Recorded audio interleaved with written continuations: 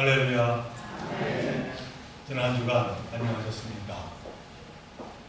오늘은 우리를 구원하시고자 십자가의 수단을 당하신 예수 그리스도를 기억하는 사순절 첫째 주입니다. 이 시간 우리의 삶을 다시 한번 돌아보며 마음을 다하여 하나님께 감사와 찬양 올려드리는 여러분 모두에게 주님의 크신 은총이 충만하시기를 간절히 축원드립니다. 저는 오늘 어려운 주제 중에 하나라 할 수 있는 하나님의 의에 대해서 말씀을 전하고자 합니다. 이 시간 함께 나누는 이 말씀을 통해서 저와 여러분 모두에게 다시 한번 은혜가 차고 넘치는 귀한 시간 되시기를 간절히 바랍니다. 우리가 잘 알고 있듯이 창세기, 출애굽기, 레위기, 민수기, 신명기 이렇게 5 말씀을 모세오경이라고 부릅니다만 이 안에 기록된 율법이 총 613개가 있습니다. 근데 이 율법 내용을 보면은 그 율법 자체로 이해하고 지킬 수 있는 것도 있지만 해석을 해야 하는 율법 조문들도 꽤 많이 있습니다. 그러다 보니 율법과 율법을 해석한 규례까지 합하면 지켜야 할 그 조문은 수없이 늘어납니다. 그러니까 결국 수많은 율법과 규례를 다 지키며 산다라고 하는 것은 불가능에 가깝다라고 하는 것이죠. 어찌되었든 모세오경에 나오는 613개의 율법 중에 흥미로운 몇 개를 잠시 소개해 보고자 합니다. 먼저 창세기에 나오는 첫 번째 율법 계명은 창세기 1장 28절에 기록되어 있습니다. 곧 생육하고 번성하라 라고 하는 것이 제 첫 번째 율법입니다. 그러니까 자식을 낳고 온 땅에 퍼지게 하는 것, 이것이 이스라엘 백성들이 꼭 지켜야 할 첫 번째 율법이다라고 하는 것이죠. 지금 이 땅에서도 어찌 보면 중요한 율법이 아닐까 하는 생각을 해봅니다만 이 율법을 지키지 않는다면 그 당시에는 벌을 받아야 할 죄인이라고 그렇게 불려졌다라고 하는 것입니다. 또 하나 출애굽기 16장에 보면은 24번째 되는 율법이 나오는데 그 내용은 안식일에 걸을 수 있는 거리에 관해 규정을 짓고 있습니다. 29절의 말씀, 너희는 각기 처소에 있고 7째 날에는 아무도 그의 처소에서 나오지 말지라 라고 하는 그러한 율법입니다. 근데 사실 안식일이라고 해서 어떻게 꼼짝하지 않고 집에만 있을 수가 있겠습니까? 그래서 율법학자들은 이를 해석하기 시작했습니다. 그리고 난 결론이 안식일에 움직일 수 있는 거리가 약 2000모 이렇게 이제 결정을 한 것입니다. 이는 너희와 여호와의 언약궤 사이가 2000규빗쯤 되게 하고 라고 하는 여호수아 3장 4절을 근거해서 만든 세칙입니다. 그러니까 행진할 때 하나님의 상징인 언약궤와 그리고 백성들이 떨어져 있는 거리가 2000규빗으로 그렇게 규정해 놓았는데 그것이 약 2000모인데 바로 이 거리를 안식일에도 적용을 해서 그렇게 지키게 했다라고 하는 것이죠. 그리고 만일 생명에 위급한 일이 아닌 경우에 이 규정을 넘어서면 엄격하게 처리해야 돼. 40에 하나가만 태형으로 다스려야 한다. 그렇게 성경은 말했습니다. 그 밖에도 매우 흥미로운 율법 조문이 많이 있음을 보게 되는데 또 그 한 예를 들면은 542번째, 543번째 율법으로 신명기 22장 5절에 이렇게 기록이 되어 있습니다. 그 내용은 여자는 남자의 옷을 입어서는 안 되고 남자도 여자의 옷을 입어서는 안 된다라고 하는 규정. 지금도 이 규정을 따르고자 한다면 아마도 율법학자들은 옷에 대해서 수도 없이 많은 세칙을 정해야만 그 판단 근거가 아마 될 것입니다. 그리고 마지막 613번째 율법조문은 신명기 31장 19절에 기록되어 있습니다만 그것은 토라, 곧 율법을 써서 간직하고 있어야 한다라고 규정을 하고 있습니다. 지금도 이스라엘 백성 중에 상당수가 이 같은 율법을 지키며 살아가고 있다고 합니다. 여러분들은 이 성경에 기록되어 있는 이 같은 율법에 대해서 어떠한 생각을 가지고 계십니까? 가능하면 다 지키고자 노력해야 할지, 아니면 선별해서 지켜야 할지, 아니면 그냥 다 무시해야 할지. 아마도 여러분 나름대로 율법에 대한 다양한 입장과 생각이 있으실 것 같습니다. 자, 그렇다면 우리는 성경에 나오는 이 같은 율법에 대해서 어떤 자세를 취해야 바른 자세라고 말할 수가 있을까요? 이에 대한 대답으로 저는 이 시간 바울은 율법을 어떻게 이해했을까? 이 바울은 율법을 어떻게 규정했을까? 하는 그 물음으로 그 해답을 함께 찾아보고자 합니다. 저는 오늘 바울의 로마서 3장 19절 이하의 말씀을 본문으로 택했습니다만 그 중에 24절까지의 그 말씀을 다시 한번 새 번역으로 읽어드려 보겠습니다. 어떤 내용인지 다시 한번 귀를 기울이시기 바랍니다. 율법에 있는 모든 말씀이 율법 아래 사는 사람에게 말하는 것임을 우리는 압니다. 그것은 우리 입을 막고 온 세상을 하나님 앞에서 유죄로 드러내려는 것입니다. 그러므로 율법의 행위로는 하나님 앞에서 의롭다고 인정받을 사람이 아무도 없습니다. 율법으로는 죄를 인식할 뿐입니다. 그러나 이제는 율법과는 상관없이 하나님의 의가 나타났습니다. 그것은 율법과 예언자들이 증언한 것입니다. 그런데 하나님의 의는 예수 그리스도를 믿는 믿음을 통하여 오는 것인데 모든 믿는 사람에게 미칩니다. 거기에는 아무 차별이 없습니다. 모든 사람이 죄를 범하였습니다. 그래서 사람은 하나님의 영광에 못 미치는 처지에 놓여 있습니다. 그러나 사람은 그리스도 예수 안에서 얻은 구원으로 말미암아 하나님의 은혜로 값없이 의롭다는 선고를 받습니다. 하는 말씀입니다. 좀 긴 내용입니다만 사도 바울은 이 말씀을 통해서 우리에게 율법에 관해서 그리고 더 나아가 하나님의 은혜에 관해서 너무나도 중요한 말씀을 지금 전하고 있는 것이죠. 자, 그런데 문제는 바울이 전한 이 말씀을 읽으면서 바울이 이 율법을 어떻게 규정했는지를 우리가 단 한 번에 이해하고 파악하는 것은 사실 어렵다, 불가능하다 그렇게 말씀을 드릴 수가 있습니다. 그러므로 우리는 오늘 이 본문의 말씀을 좀 더 정신을 바짝 차리고 우리가 봐야 할 필요가 있다라고 하는 것이죠. 자, 그렇다면 사도 바울은 과연 오늘 본문 말씀을 통하여 우리에게 무엇을 이야기하고 싶었을까요?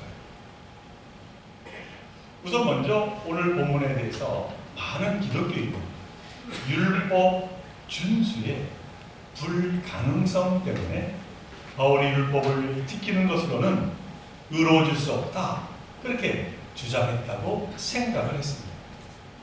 다시 말하면 수많은 율법 조항들을 하나도 빠짐없이 다 지킨다는 것은 그 자체로 불가능한 일이기에 인간이 율법을 통해서는 결코 의로워질 수 없다, 그렇게 바울이 주장했다라고 하는 것이죠.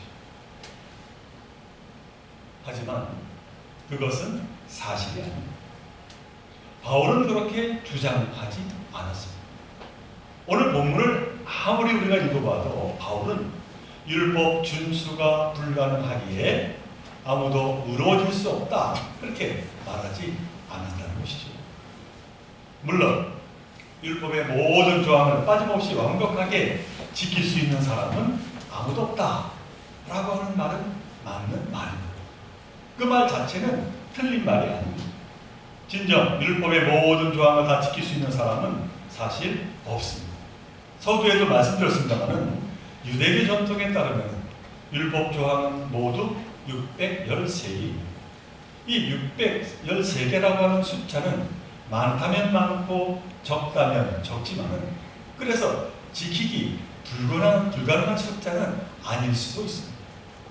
그 정도는 노력하면 다 지킬 수 있는 것 아닌가, 그렇게 한번 생각해 볼 수도 있다라고 하는 것이죠. 그러나 현실은 그렇지가 않습니다. 이 바울 시대의 유대인들에게 율법이란 이렇게 613개 조항에 국한되지 않고 그 조항들에 대한 랍비들의 해석, 다른 말로 말하면 조상들의 전통이라고 불리는 구전 율법까지 포함되므로 그 숫자는 613개보다도 훨씬 더 많았다라고 하는 사실입니다. 우리나라 법도 그렇습니다만 사람의 삶은 이 헌법에 다 포괄되지 않는 부분이 많다라고 하는 것이죠. 그러다 보니 시행세칙이나 또는 규정이나 판례라고 하는 것이 존재합니다. 이처럼 유대인들에게는 율법에 대한 랍비들의 해석이 곧 시행세칙이요 판례의 역할을 했고, 또 그것들은 율법과 같은 권위로 존중이 되었습니다. 이런 점을 고려하면 사람이 율법의 모든 조항을 빠짐없이 완벽하게 지킬 수 없다라고 하는 그 말은 사실일 수밖에 없는 것입니다.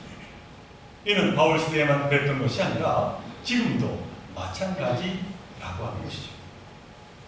하지만 이 바울이 율법을 지키는 것으로서 의로워질 수 없다라고 말하는 그 까닭은 율법 조항이 너무 많아서 빠짐없이 지킬 수 없어서가 절대 아닙니다.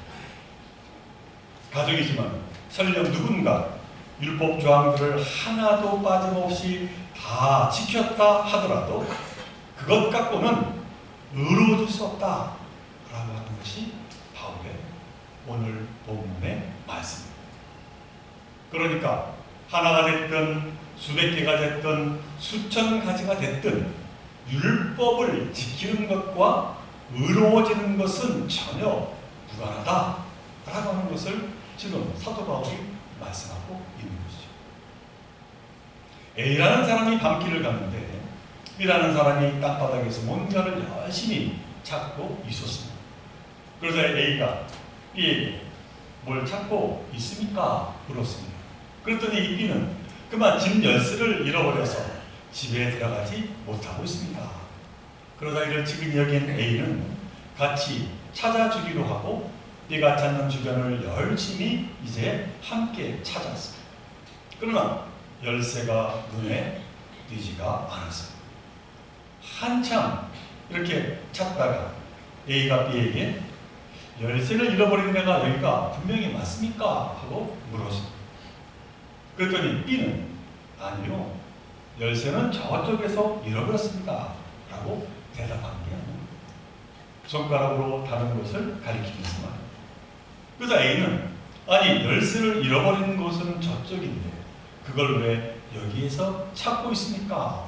라고 하자 그 A는 됐든 저쪽은 어두워서 보이지 않는 환한 여기서 찾는 것이 좋겠다, 그렇게 대답을 했다는 것이죠. 참으로 말도 안 되는 그러한 상황이 벌어진 것이죠. 근데 이처럼 바울이 율법을 지키는 것으로는 의로워질 수 없다고 말한 그 한 말은 엉뚱한 곳에서 잃어버린 것을 찾으려는 것과 같다라고 하는 것이죠. 바울은 율법은 좋은 것이고 그걸 지키는 것은 또한 역시 너무나도 당연한 일이지만 그것으로는 결코 의로워질 수 없음을 단호하게 지금 말하고 있는 거예요. 자, 그런데 이 율법에 대한 바울의 주장은 여기서 끝나지 않습니다. 그는 여기에서 한 걸음 더 나아가서 율법을 지킴으로써 의로워지는 생각과 시도 그 자체가 복음에서 어긋났다라고 말하고 있습니다.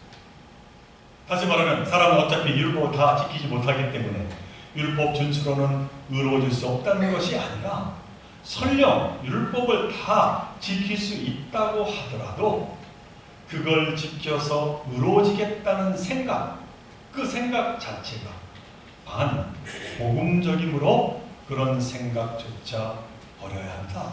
그렇게 지금 사도 바울이 말을 하고 있는 것이죠. 여러분은 이런 바울의 말씀을 어떻게 생각하십니까? 바로 이런 대목이 바울을 기독교의 기초를 세운 위대한 사도다. 그렇게 말하게 만든 것입니다. 율법을 지킬 수 없기에 그것으로는 의로워질 수 없다는 것에서 더 나아가서 율법을 지켜서 의로워지겠다고 하는 그 시도 자체가 반복음적이라고 하는 그 얘기는 전혀 다른 얘기라는 것이죠. 그리고 바울은 그 지점까지 나아가 말씀을 하고 있는 것입니다. 다시 말합니다만 바울은 율법 그 자체는 좋은 것이라 말합니다. 그렇습니다. 율법은 하나님이 주신 것으로 좋은 겁니다. 율법 내용을 봐도 그렇습니다. 물론 그 가운데는 우리가 이해하지 못하는 것들도 있고 변화된 시대 상황에 맞지 않는 것들도 있습니다. 그러나 그런 것들은 그 기본 정신은 살리면서 변화된 상황에 맞도 해석하고 재해석해서 적용할 필요가 있습니다.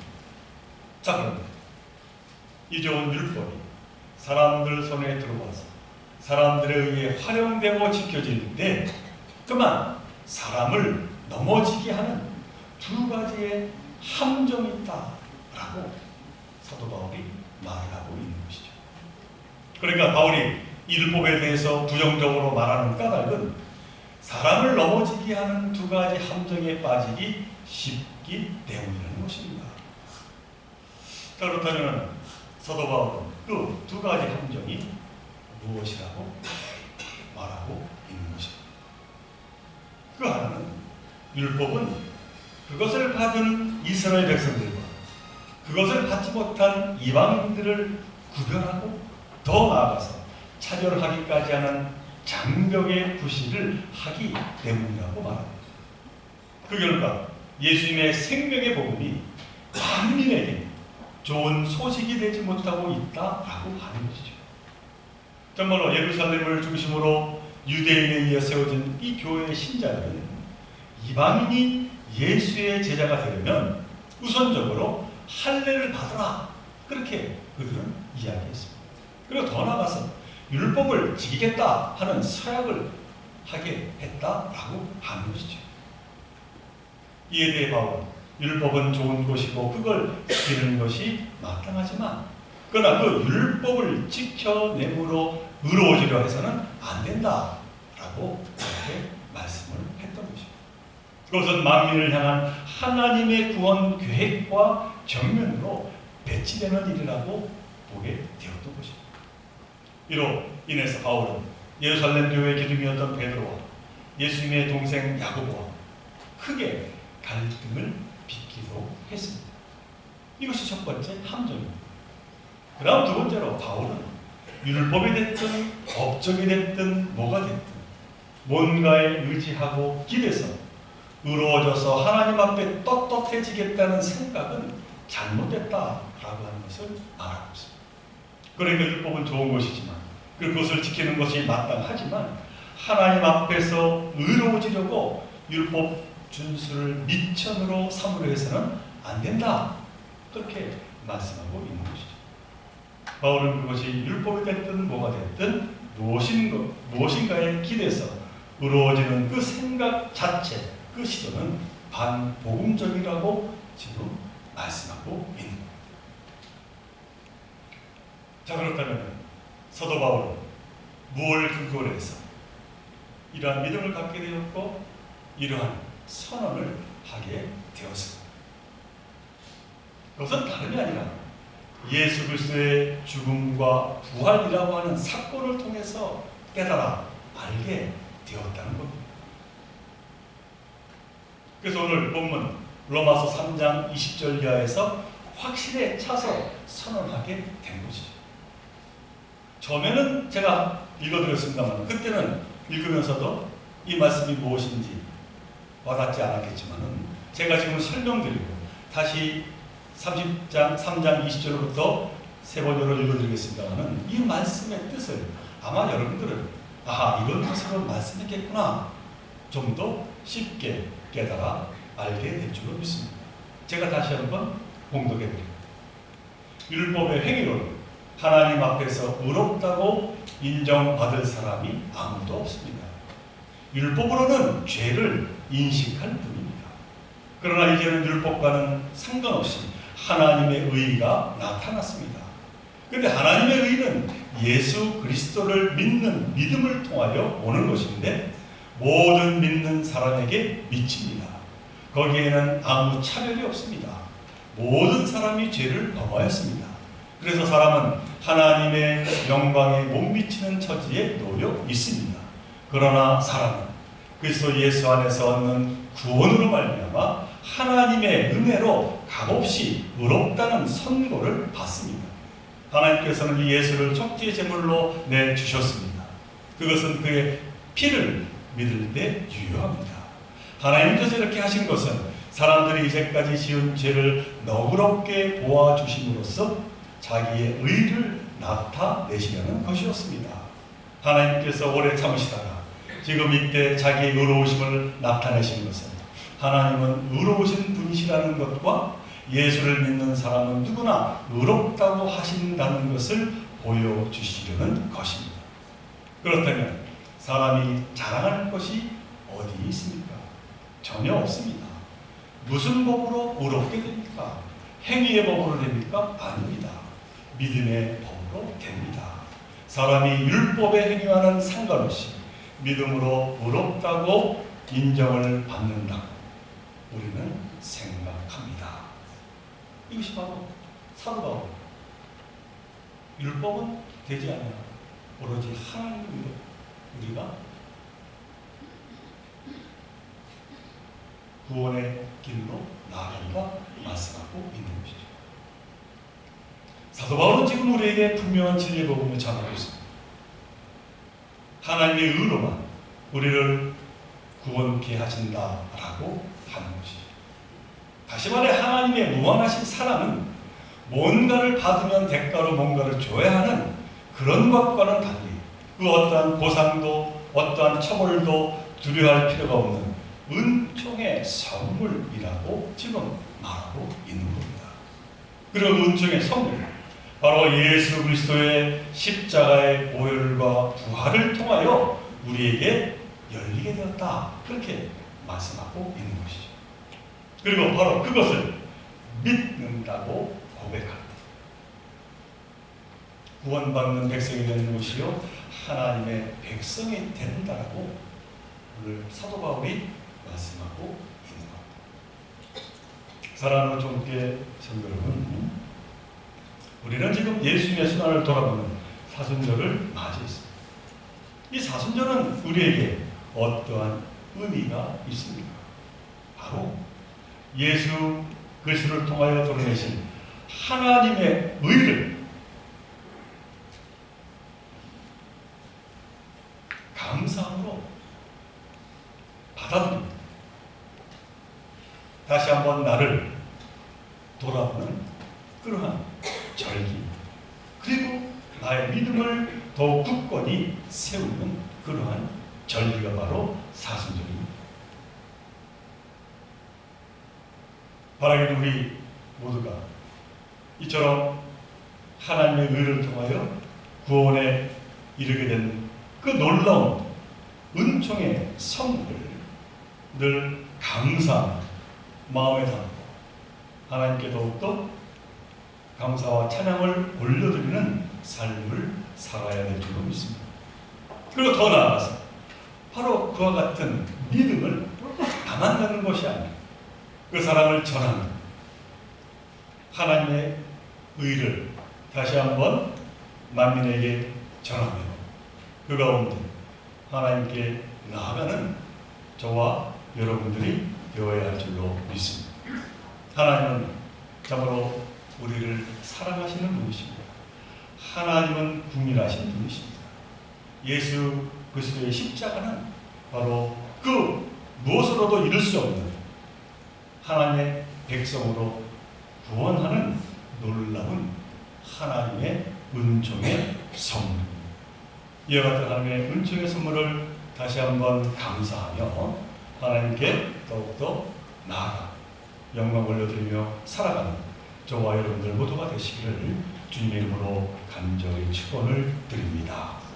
우리 함께 기도 사랑하는 하나님, 오늘 로마서의 말씀을 통해서 다시 한번 우리의 믿음을 돌아봅니다. 하나님의 의를 통해서 우리가 하나님의 백성이 되었음을 다시 한번 깨달게 하여 주시오니 참으로 감사를 드립니다. 율법으로도 그 어떤 것으로도 그 어떤 것을 미천으로 삼아도 우리가 하나님의 백성으로 나아갈 수 없음을 이 시간 다시 한번 깨달아 알게 하시고 오로지 예수 그리스도의 그 십자가의 사랑을 통해서 우리가 구원받은 백성의 삶을 살아가게 되었습니다. 깨달으며 감사하며 또한 그 삶을 나누며 살아가는 저희들 모두가 되게 하여 주옵소서. 우리 조원교회가 이와 같은 예수 그리스도의 그 크신 사랑을 증거하는 귀한 믿음의 공동체가 되게 하여 주시기를 간절히 바라고 원합니다.